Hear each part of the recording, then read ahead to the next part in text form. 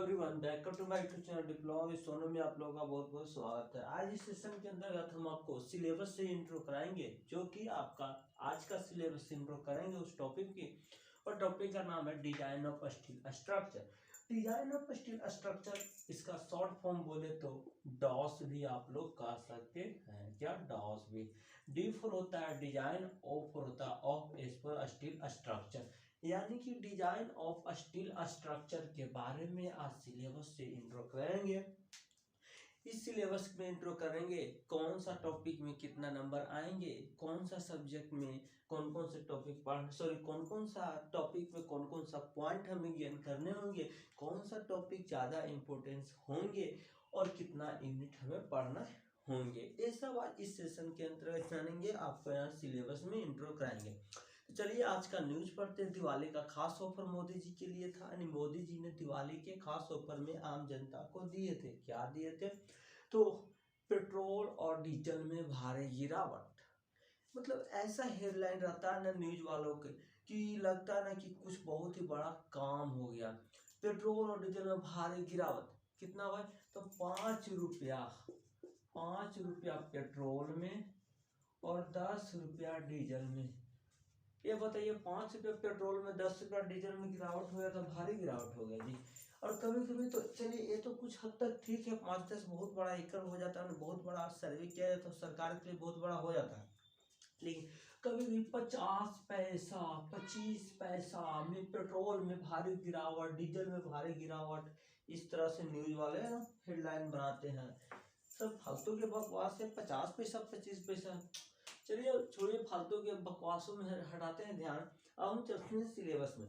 तो हमें जो आपको डिजाइन ऑफ स्टील स्ट्रक्चर है उसमें आपको यूनिट 7 पढ़ने हैं, यूनिट 7 पढ़ने हैं। यूनिट 7 का यूनिट 7 में पढ़ना है कॉलम बेसिस, कॉलम बेसिस। अब हम एक एक करके जानते हैं, उसके बारे में जानेंगे, उसमें कौन कौन सा पॉइंट पढ़ना है। सबसे पहले हम जान लेते हैं 7 यूनिट का नाम क्या है, 7 यूनिट में हम क्या पढ़ेंगे। उसके बाद हम एक एक करके पॉइंट जानेंगे कि यूनिट 1 में हमें कौन कौन से पॉइंट पढ़ने होंगे, कितना नंबर का आता है, सब जानेंगे।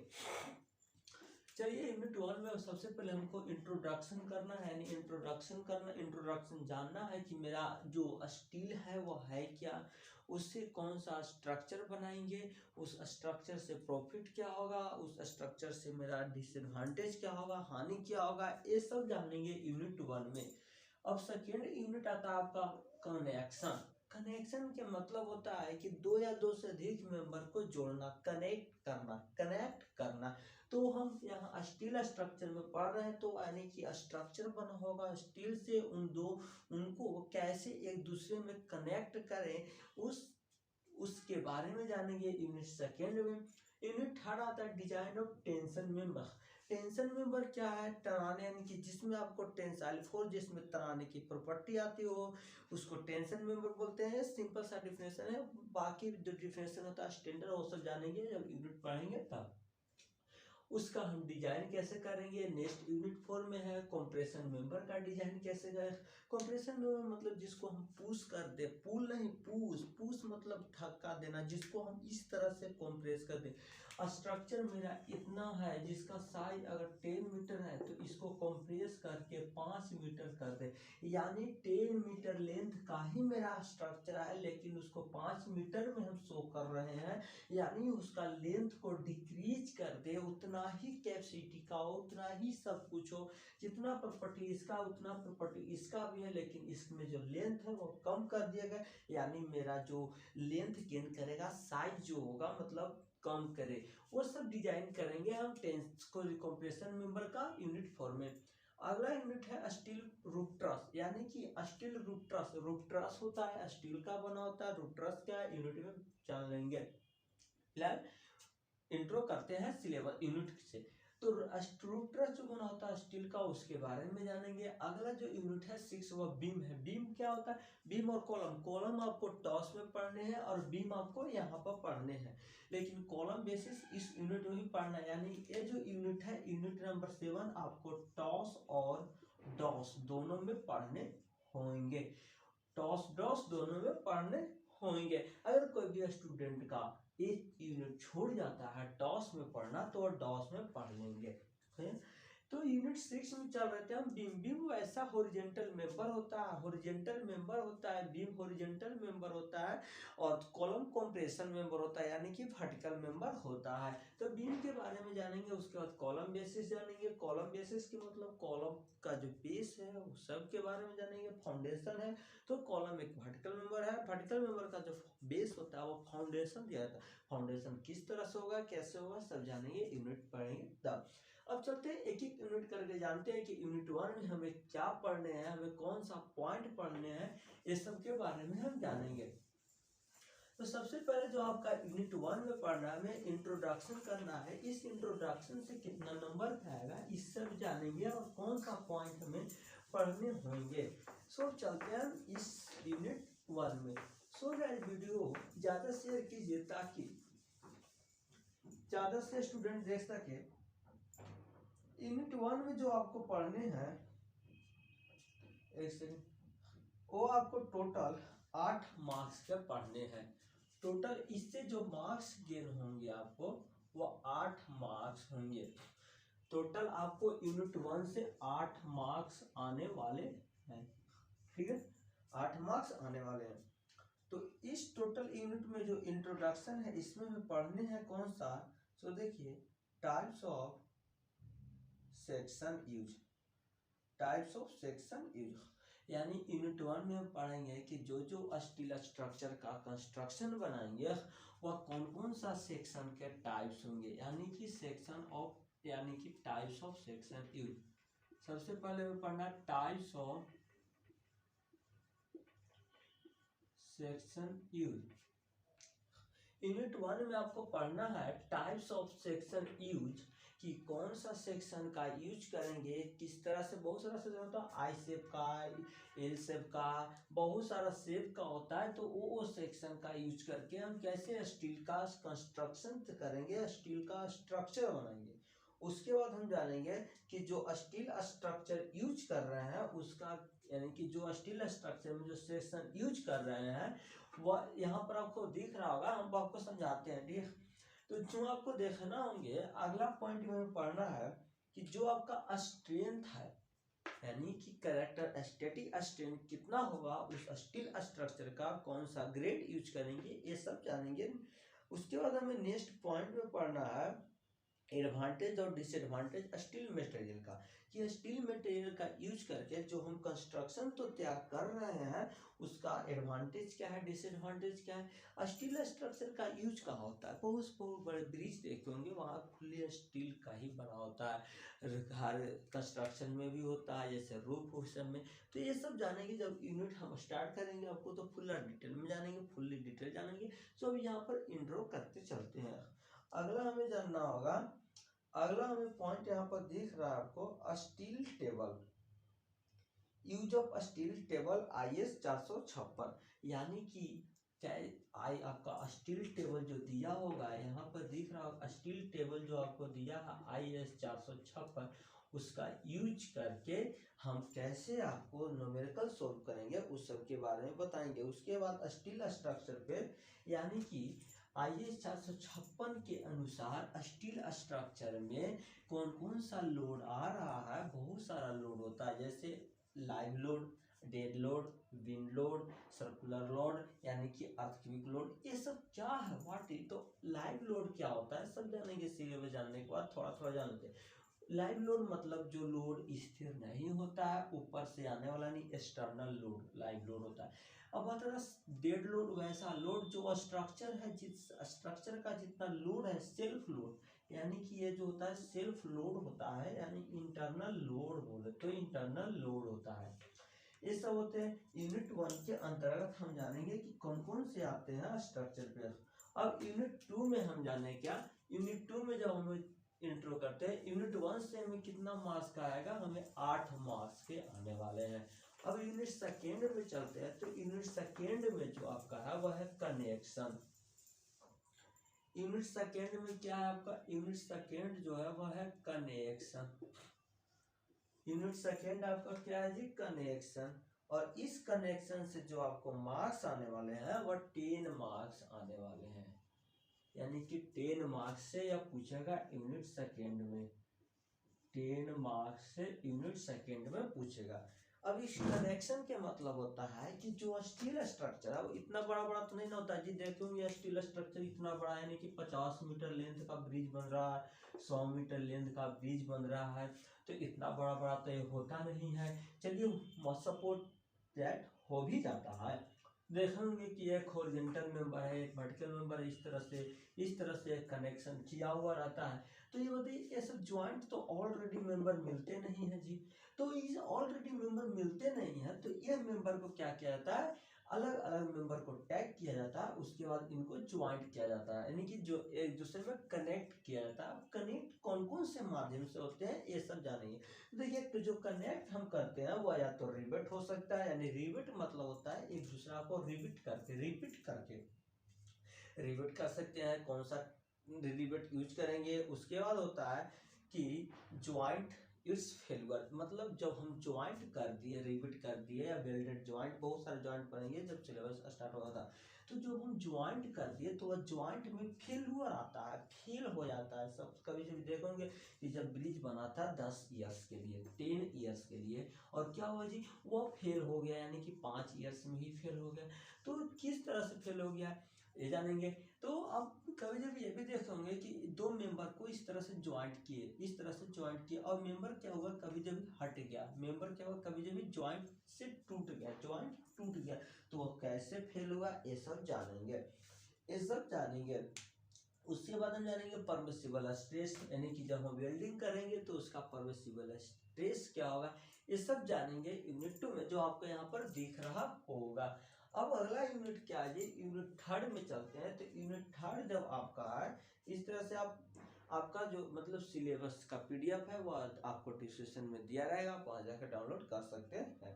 अब अगला जो यूनिट में पढ़ना है कि डिजाइन ऑफ टेंशन मेंबर, यानी कि टेंशन मेंबर का डिजाइन हमें करना है। तो डिजाइन ऑफ टेंशन मेंबर के बारे में हम जानते हैं कि टेंशन मेंबर का हम डिजाइन कैसे करेंगे। सो गाइस अब चलते हैं हम यूनिट 3 में। यूनिट 3 में क्या करना है जी, यूनिट 3 में करना है हमें design of tension member, design of tension member, tension member का डिजाइन करना है। चलिए हम जानते हैं जी डिजाइन ऑफ टेंशन मेंबर, यानी कि टेंशन मेंबर का हमें डिजाइन करना है। अब इससे जो आपको आने वाले हैं वो 8 मार्क्स ही आने वाले हैं, यानी यूनिट 1 से भी 8 मार्क्स, यूनिट 3 से भी 8 मार्क्स, ठीक है जी। तो यूनिट 3 से भी 8 मार्क्स आने वाले हैं, यूनिट 3 से 8 मार्क्स आने वाले हैं, जो आपको design of tension member, tension member वैसा मेंबर जिसको हम पुल कर सके, जिसको हम खींच सके, पुश नहीं पुल, यानी कि जो टेंशन लोड को रजिस्ट करने वाला मेंबर हो, टेंशन मेंबर। और टेंशन मेंबर होता है बहुत सारा होता है, जैसे आपका स्टील टेंशन मेंबर है। अब क्यों हम स्टील को टेंशन मेंबर और होता है जिसमें तनाने की, लपने की प्रॉपर्टी हो, लपने की प्रॉपर्टी हो, टेंशन में बहुत सारा होता है, लेकिन हम जानेंगे कि स्टील ही प्रेफर क्यों किया जाता है टेंशन में, या यूनिट के अंतर्गत चलेंगे। अब हम चलते हैं कि टेंशन मेंबर में जो डिजाइन करना है वह एंगल स्ट्रेस टाइप्स, यानी कि कौन कौन सा टेंशन मेंबर है, कौन सा डिजाइन करेंगे, यहाँ पर आपको दिख रहा होगा। और उसके बाद axial loaded angle, simple rivet, simple and built up section, sorry ये सब 4 में था। 3 में देखिए, 3 में क्या करना है, analysis and design of tension member. अब हम यहाँ पर न्यूमेरिकल बेस चलेंगे, यानी कि टेंशन मेंबर का डिजाइनिंग करना है, टेंशन मेंबर का एनालिसिस करना है।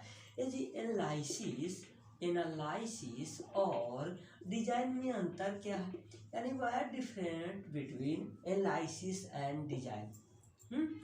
Analysis and design, analysis of tension member, design of tension member, दोनों तो टेंशन मेंबर ही है, लेकिन एनालिसिस करना है, एक डिजाइन करना है। देखिए एनालिसिस एक ऐसा वैल्यू, यानी एनालिसिस का मतलब होता है कि कोई भी आपका स्ट्रक्चर है उसको डिजाइन किया हुआ, यानी उसको पहले से ऑलरेडी कंस्ट्रक्शन कर दिया गया है।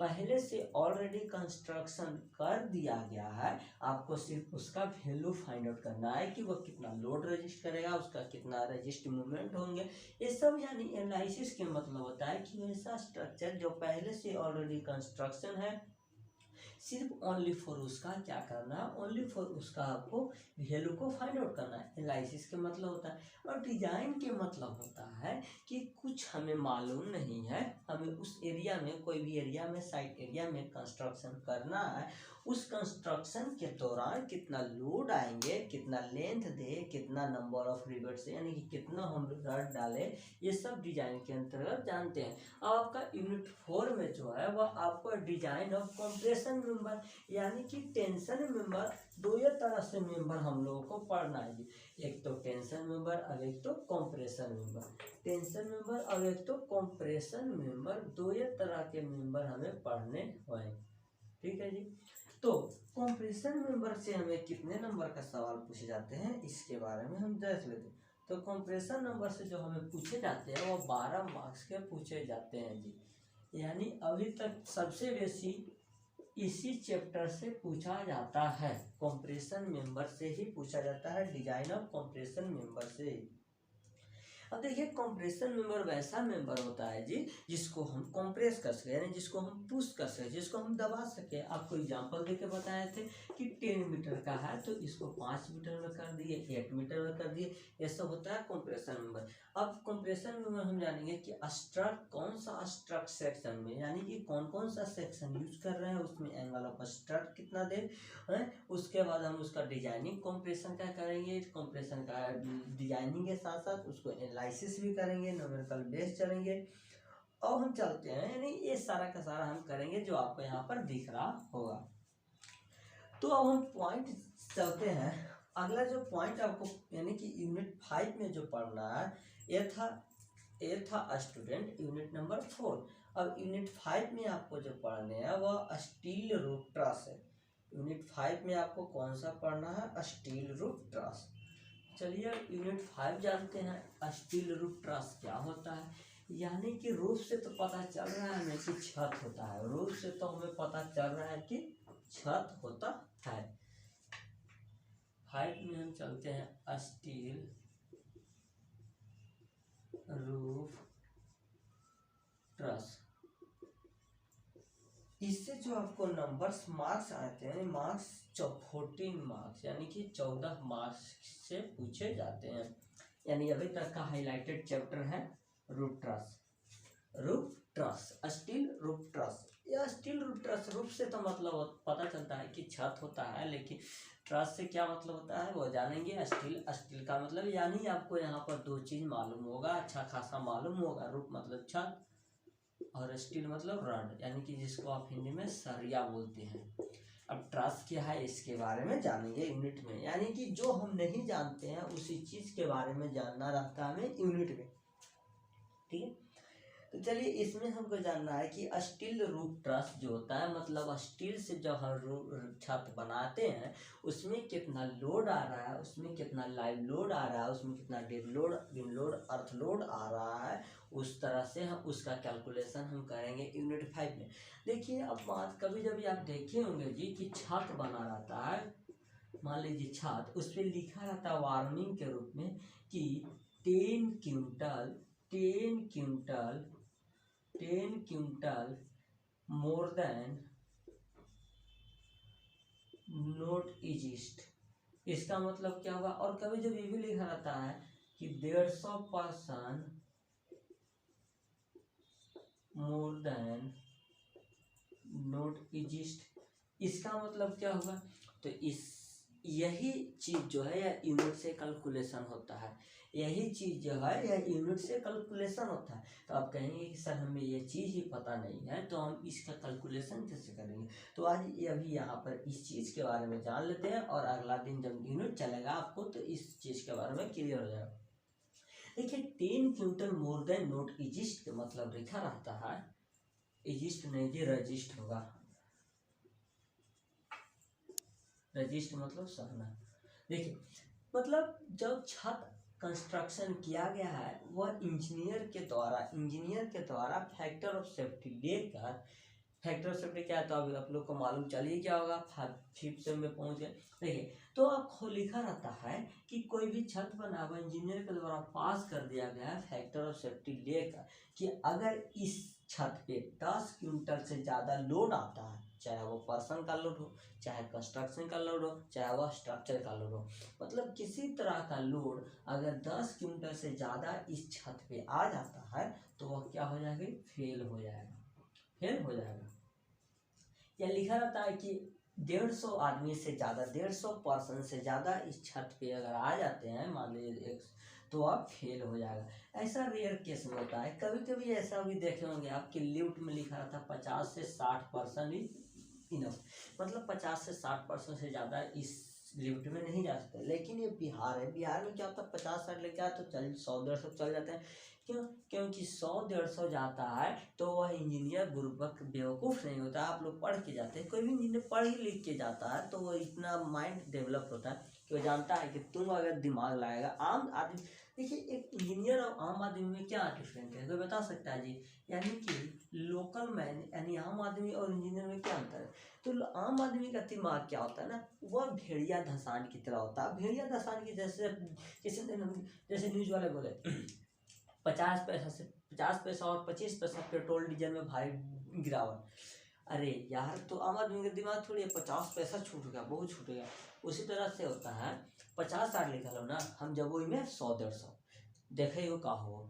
अरे बुर्बक, जब तू ये सोच या तो इंजीनियर पहले से ही सोच लेता है कि साला ऐसा मानेगा नहीं, तो चलो हम 50-60 यहाँ वार्निंग देते हैं लेकिन हम फैक्टर ऑफ सेफ्टी लेके चलेंगे, तो वह फैक्टर ऑफ सेफ्टी 1.5 देता है, यानी 50 का 1.5 कितना हो जाएगा जी?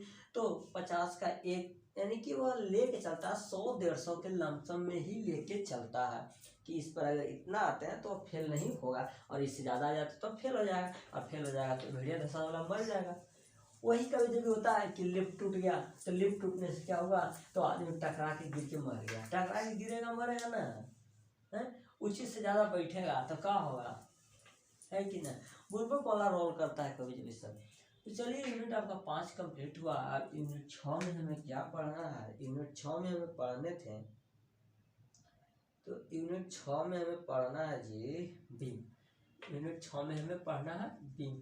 अब बीम्स क्या होते हैं? बीम्स से आपको 8 मार्क्स, यानी यूनिट 1, यूनिट 3, यूनिट 6 आपको 8 मार्क्स पूछे जाते हैं। तो बीम्स क्या है जी?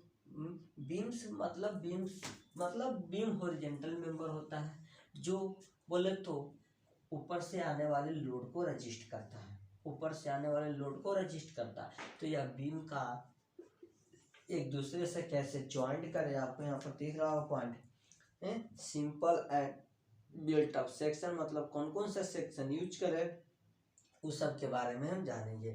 तो चेक फॉर शियर ओनली, यानी कि बीम अब फेल कैसे होता है? तो बीम फेल हो सकता है 2 तरह से जी, एक बेंड करके, एक मोड़ के। ये लोड है तो इस तरह से बेंड कर जाएगा, या तो ये शियर हो जाएगा। तो शियर में जो फेलियर होता है जी, इस तरह से शियर में फेलियर होता है, यानी कि ये 2 तरह से फेल हो सकता है बीम जी। एक शियर में यानी कि इस तरह से स्प्लिट करके इस तरह से, या तो ये बेंड करके मुड़ के, तो 2 तरह से फेल हो सकता है। तो यहाँ पर हमें सिर्फ पढ़ना है कि स्प्लिट फेलियर ही पढ़ना है, यानी कि शियर फेलियर ही हमें पढ़ना है इस यूनिट में ओनली, ना कि बेंडिंग वाला। तो आपका यूनिट 6 कंप्लीट हुआ जी। यूनिट 7 में क्या पूछता है? यूनिट 7 में आपको पूछता है तो हम बता देंगे जी। अब इसके बाद भी डिसाइड हो जाएगा कि कौन सा यूनिट सबसे महत्वपूर्ण है आपके लिए। यूनिट 7 में हमें पढ़ना है जी कॉलम बेसिस, जो कि आपको बताए थे क्या कि टॉस में भी पढ़ना है जी और डॉस में भी पढ़ना है। आपको 10 मार्क्स के पूछे जाते हैं, यानी यूनिट 2 और यूनिट 7 10 मार्क्स के पूछे जाते हैं। और इसमें आपको पढ़ना होगा कि जो आपका कॉलम है, इस तरह से आपका कॉलम होता है जी, इस तरह से आपका कॉलम होता है। तो इस तरह से कॉलम है जी, तो इसका बेस क्या होगा, इस तरह से हमें पढ़ना है, इसका बेस क्या होगा।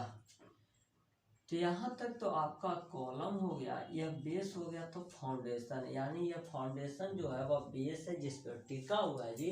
माना जाता है कि जब बेस ही मजबूत नहीं है तो वह स्ट्रक्चर टिकेगा ही नहीं, वो सब जानेंगे इस कॉलम बेसिस पे। तो फाउंडेशन देंगे, कौन सा फाउंडेशन कहाँ देंगे, कितना डेप्थ का होगा, एंड न्यूमेरिकल प्रॉब्लम इस पे ओनली करेंगे। तो आपको जो यानी कि स्टील ऑफ स्ट्रक्चर है, जो डॉस आप बोलते हैं, उसमें आपको 7 यूनिट पढ़ने होंगे, unit first second third fourth fifth 7। अब इस यूनिट में आपको सबसे ज़्यादा मार्क्स देता है कौन सा, unit first second third fourth fifth, यानी यूनिट 5 आपको सबसे बेसी देता है। वह कौन सा है जी, रूफ ट्रस है। रूफ ट्रस से आपको सबसे बेसी आता है, तो सबसे ज़्यादा गेन करेंगे, इस यूनिट पे फोकस करेंगे। तो चलिए आज का सेशन रहने देते हैं, नेक्स्ट वीडियो में आपका यूनिट लानेंगे, यूनिट स्टार्ट इंट्रोडक्शन से चलेंगे।